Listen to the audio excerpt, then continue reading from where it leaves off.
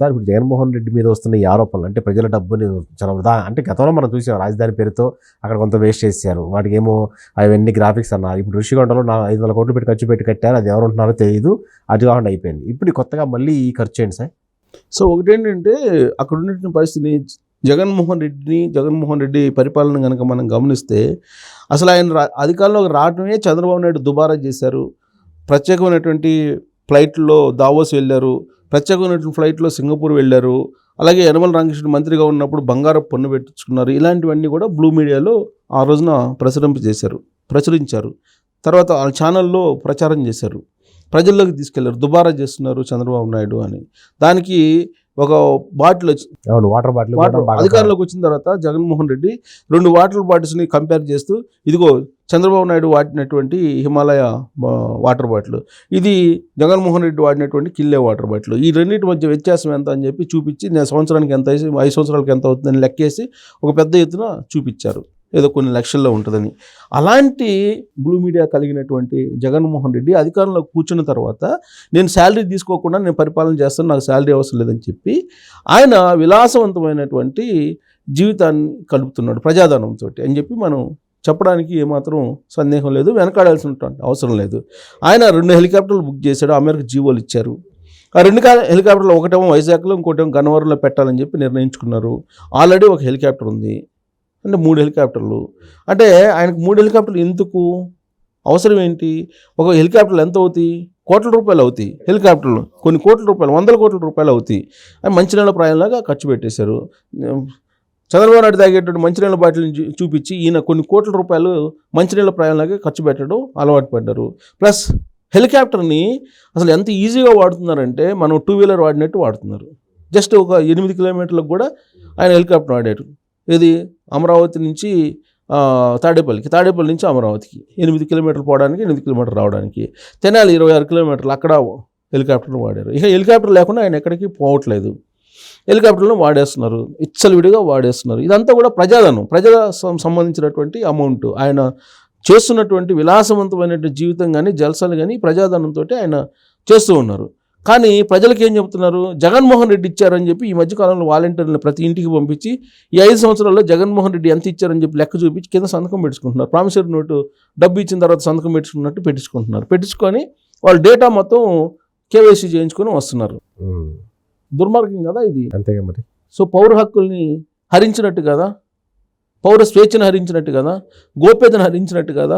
పథకాలన్నీ ప్రభుత్వం ఇచ్చింది కదా, ఈయనవలేదు కదా. ప్రభుత్వం అంటే ప్రజల సొమ్మే కదా, ప్రజల సొమ్మే. ఇప్పుడు ఆయన ఎంత అప్పులు చేసినా, సచివాలయాన్ని పెట్టి అప్పులు తీసుకున్నా, లేదంటే ఋషికొండని పెట్టి తీసుకున్నా, లేదంటే మద్యం ఆదాయాన్ని పెట్టి తీసుకున్నా, ఇదంతా కూడా ప్రజలను చూపించే కదా.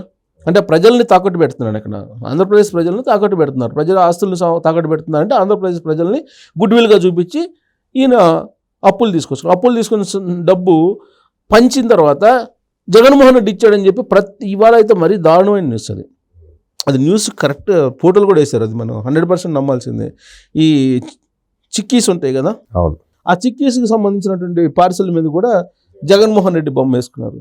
ఎక్కడ చూసినా జగన్మోహన్ రెడ్డి బొమ్మ వేసుకొని చేస్తున్నారంటే ఇక ఆయనకు ప్రచారం యొక్క పిచ్చా లేకపోతే అది వ్యసనమా ఏంటనేది మనకు అర్థం కాదు.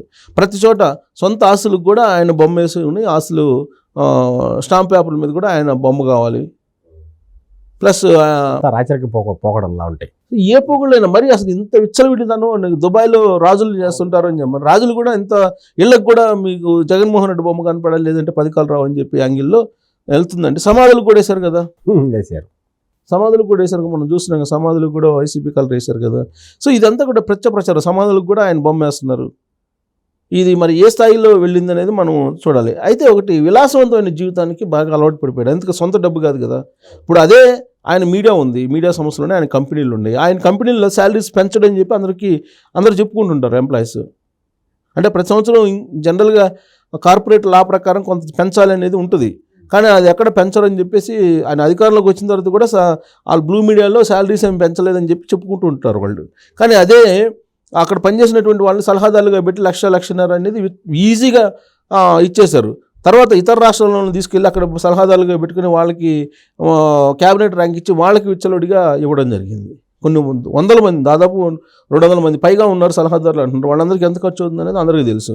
ఇప్పుడు జగన్మోహన్ రెడ్డి తాజాగా బస్సు ఒకటి బుక్ చేసుకున్నారు, ఆర్టీసీ నుంచి కొనుగోలు చేయించారు. ఏదో రేపు ప్రచారానికి 27వ తారీఖు నుంచి ఆయన మేమందరం సిద్ధం, మేమందరం సిద్ధం అనేటువంటి ఒక టైటిల్ తోటి మొన్నటిదాకా సిద్ధం సభలకు పెట్టారు. ఇప్పుడు మేమందరం సిద్ధం అనేటువంటి టైటిల్ తోటి ఇప్పుడు ఆయన 27వ తారీఖు నుంచి రాష్ట్ర వ్యాప్తంగా పర్యటించడానికి, ఎన్నికల ప్రచారం చేయడానికి ఒక బస్సును సిద్ధం చేసుకున్నారు. అది కూడా ప్రజాధనంతో సిద్ధం చేసుకున్నారు. ఎన్నికల కోడ్ వచ్చిన తర్వాత కూడా ఆయన ప్రజాధనంతో కొనుగోలు చేస్తున్నారంటే అది ఎన్నికల కోడ్ని ఉల్లంఘించినట్ట, లేకపోతే అంతకుముందు జీవో ఇచ్చారు కాబట్టి అది ఎన్నికల కోడ్ కింద రాదని చెప్తారా తెలియదు. మొత్తానికి సుమారుగా 50 కోట్లు ఖర్చు అవుతుంది ఆ బస్సుకు అంటున్నారు. ఇది బుల్లెట్ ప్రూఫ్ చేయించుకోవడానికి కానీ, లేదంటే ఆయన సెక్యూరిటీకి కానీ, ఇవన్నీ కూడా ఒక బస్సును సిద్ధం చేసుకున్నారు. ఆల్రెడీ బస్సు ఉంది ఒకటి, అంతకుముందు చంద్రబాబు నాయుడు వాడిన బస్సు ఉంది, అది ప్రభుత్వదే కదా, ఆర్టీసీ నుంచి తీసుకున్నారు. అది ఆర్టీసీ నుంచి కొనుగోలు చేయించారు.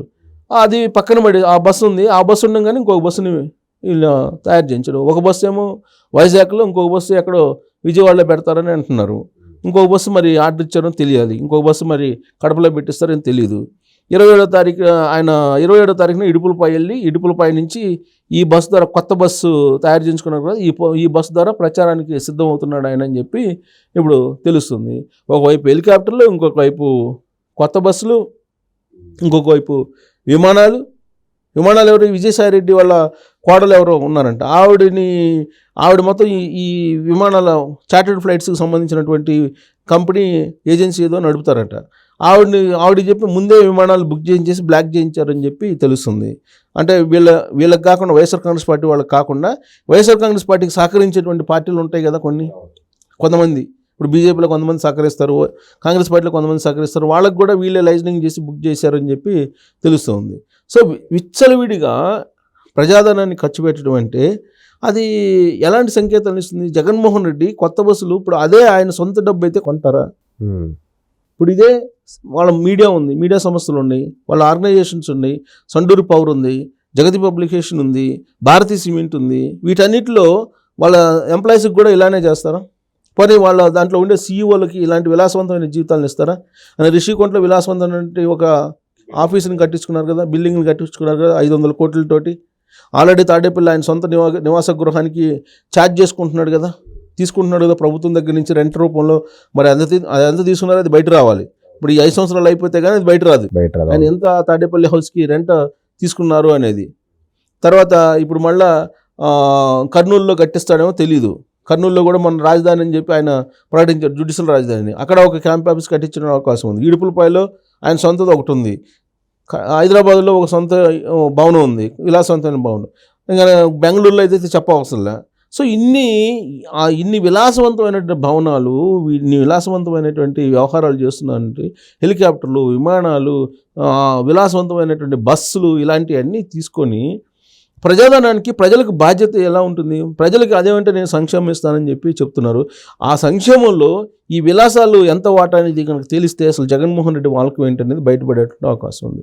సో జగన్మోహన్ రెడ్డి గురించి ఇలా విచ్చలవిడిగా చేస్తారు, ప్రజాధనాన్ని విచ్చలవిడిగా ఖర్చు పెడతారు, విలాసానికి, తన సొంత విలాసానికి, తన సొంత జల్సాలకు ఉపయోగించుకుంటారని చెప్పేసి నేను ఎప్పుడు అనుకోలే. ఆయన చెప్పేటువంటి మాటలను బట్టి 2019 ముందు, ఎన్నికల ముందు ఆయన చెప్పేటువంటి మాటలను బట్టి ఆయన ప్రతి పేదవాళ్ళ దగ్గరికి వెళ్ళారు, పేదవాళ్ళని ముద్దు పెట్టుకున్నారు, పేదవాళ్ళ నెత్తిని చెయ్యేసాడు, ఆయన బొగ్గలు నిమిరారు, ఇవన్నీ చూసాం కదా మనం. సో కాబట్టి పేదవాళ్ళల్లో పేదవాడిగా ఉంటారని చెప్పి అనుకున్నాం. కానీ ఇలా ప్రజలందరూ డబ్బుతోటి జల్సాలు చేసి విలాసవంతమైన జీవితం గడిపి కోట్ల రూపాయలు మంచినీళ్ళ ప్రయాణాలకు ఖర్చు పెడతారు, సొంత ప్రయోజనాలకి, సొంత ప్రచారానికి, సొంత బాకా ఊదుకోవడానికి అని చెప్పి ఎవరు ఎక్స్పెక్ట్ చేయలేదు. సో ఇప్పుడు చూస్తుంటే కానీ కళ్ళెదుట కొన్ని కోట్ల రూపాయలు వెళ్ళిపోతున్నాయి. సోషల్ మీడియాకి ప్రజాధనం ఇస్తున్నారు 300 కోట్లు, సొంత మీడియాకి 200 కోట్లు ఇచ్చి ఉంటాడు 7 సంవత్సరాల నుంచి, మనం చెప్పలేము. ఇప్పుడు మళ్ళీ కొత్త బస్సు కొనుక్కోవడం అనేది, కొత్త బస్సు, కొత్త హెలికాప్టర్లు, ఏంటిదంతా? సో ఇది ప్రజలు రేపు నిర్ణయించుకోవాలి. ఆల్రెడీ ఎలక్షన్ కోడ్ వచ్చింది కాబట్టి ఇక ప్రజలు వాళ్ళ ఇష్టం. ఇప్పుడు ఉన్న విషయాన్ని మనం చెప్పడం వరకే. రేపు ప్రజాకోర్టులో మళ్ళీ జగన్మోహన్ రెడ్డికి కనుక అధికారం ఇస్తే ఆయన ఇష్టం.